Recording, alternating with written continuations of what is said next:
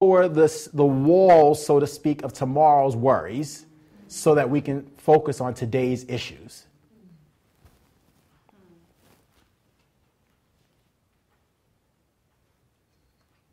Write this down. This is very critical.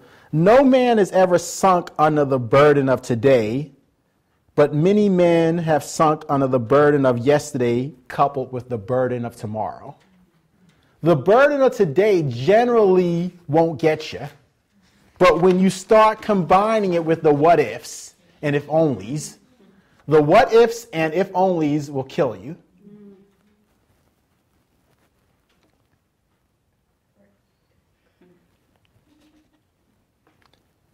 God, based on how I see the scriptures, God is not biblically obligated to give you today's grace to handle tomorrow's problem.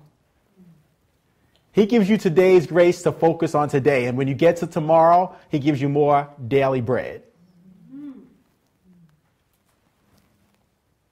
See, if you look at the enormity of what you're confronted with in bills, in dissatisfaction, and whatever it may be, the enormity of it can be overwhelming. But if you say, you know what, look, can you just give me the grace to make it through the next hour?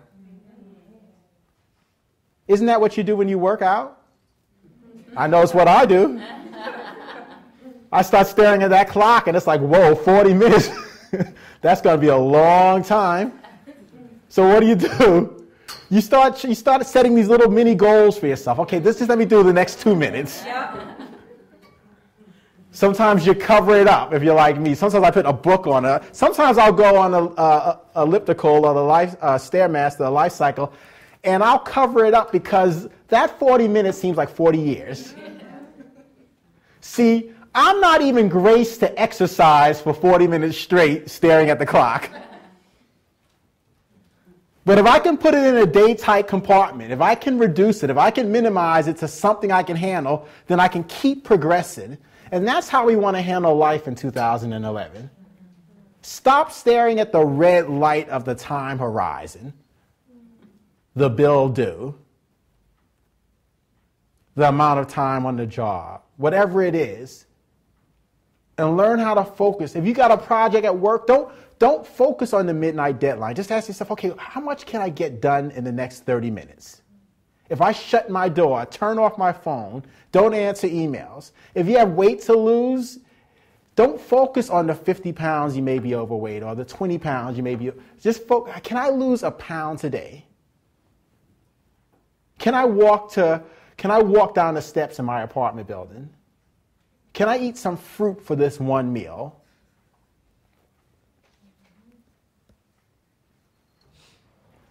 You want to keep, that's what they do in sales. It's called reducing to the ridiculous. So they say, oh man, this car doesn't cost $30,000.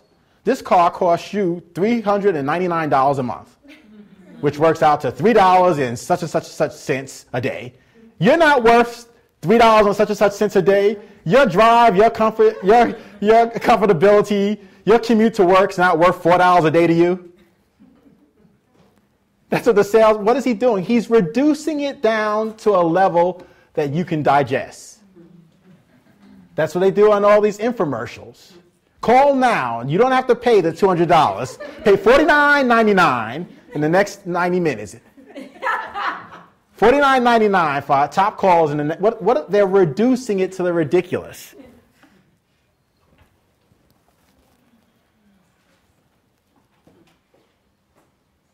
Write this down. Worry, this is big, does not empty tomorrow of its problems or sorrow, but worry will empty today of its strength.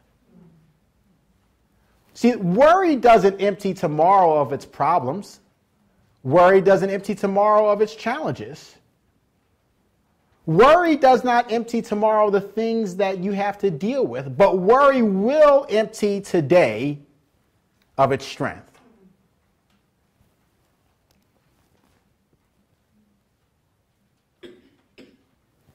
Like the ocean liner, we want to learn how to pull down the doors, not get overwhelmed.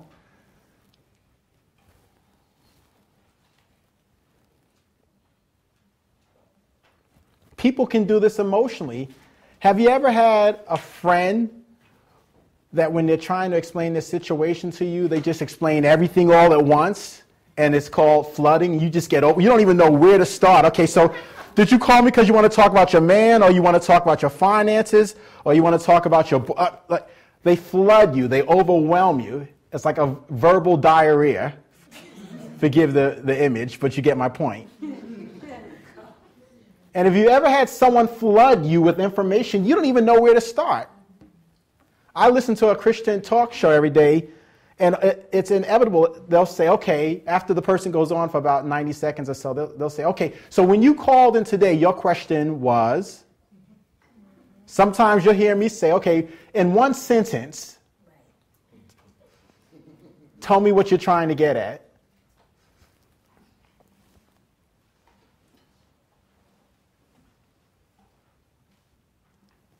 But if I want to guarantee, because if you're like me, you allow yourself not to work in daytime compartments, and then you started to worry in 2010. You start elongating your horizons. You start siphoning off energy. You started procrastinating because the enormity of what you were facing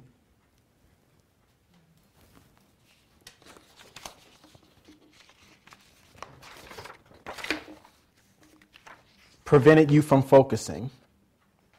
Which leads to our third point, a third thing that we want to do.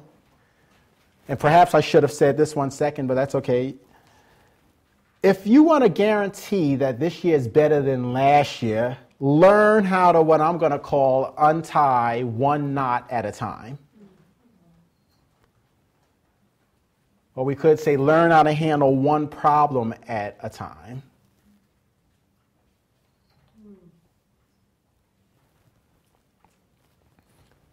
It dovetails with what we just said, but most of us, just the daily challenges of life can overwhelm us if we spread ourselves too thin. You want to learn how to prioritize things. Even when people are in financial challenges or financial trouble, one of the best things they can do is just simply list their debt by interest rates.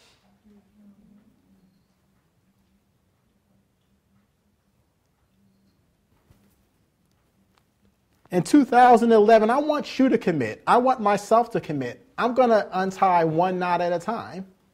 I am the king of multitasking, but those days are over. I want to learn how to give 100% of my energy. Do you realize that the average piece of mail you receive, you'll pick it up anywhere between 5 to 7 times before you deal with it? That's statistically proven. So you collect it out of the box, you put it on the table. Then you're watching TV, you crack it open in the back, pull it out, say, okay. Then it starts piling on your desk, you don't want to deal with it, so you get a little yellow folder and you stuff it all in there. Then you realize it's a certain part of the month and the bill's due, so then you go looking for it. And you handle the average piece of mail 6 or 7 times before you even start to address it. One of the best things you could do in 2011 is commit to not touching it until you're ready to address it. Because remember, you want to remove all clutter from your life in 2011. Go through your closet. If you haven't worn it in 2 years, get rid of it. If it's broken, fix it or give it away. Don't let broken things stay in your environment. It'll slip into your psyche.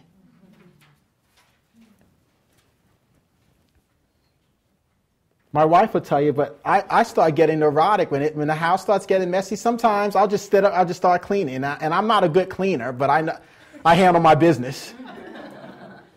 I'll wash the dishes, or I'll start putting things away, or I'll fold stuff. I can't function in chaos. I don't want external chaos to get on the inside of me.